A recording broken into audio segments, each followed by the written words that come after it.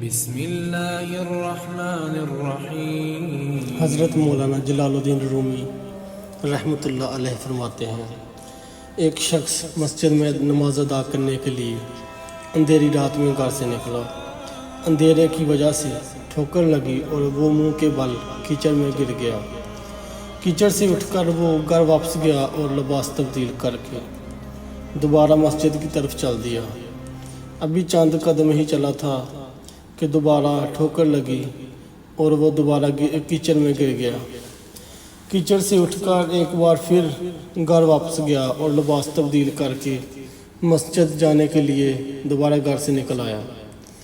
اپنے گھر کے دروازے پر اسے ایک شخص ملا جو اپنے ہاتھ میں ایک روشن چراغ تھامے ہوئے تھا۔ چراغ والا شخص چپ چاپ نمازی کے آگے آگے مسجد کی طرف چل دیا۔ اس بار چراغ کی روشنی میں نمازی کو مسجد تک پہنچنے میں کسی دشواری کا سامنا نہ کرنا پڑا اور وہ باخبریت مسجد تک پہنچ گیا۔ مسجد کے دروازے پر پہنچ کر چراغ والا شخص رک گیا۔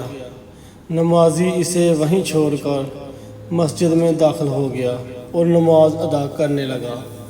نماز سے فارغ ہو کر وہ مسجد سے باہر آیا تو اس نے دیکھا چراغ والا شخص اس کا منتظر ہے تاکہ اسے دوبارہ چراغ کی روشنی میں گھر تک چھوڑ آئے۔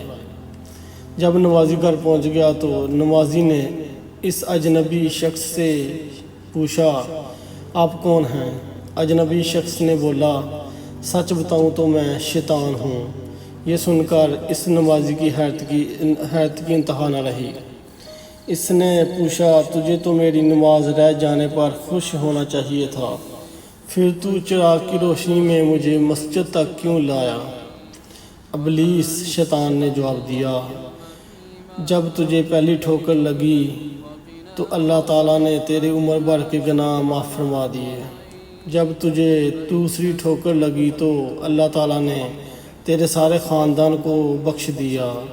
مجھے فکر ہوئی کہ اب اگر تو پھر ٹھوکر کھا کر گرا تو اللہ تعالیٰ تیرے سارے گاؤں کی مغفرت نہ فرما دے، اس لیے میں چراغ لے کر آیا کہ تو بغیر گرے مسجد تک پہنچ جائے۔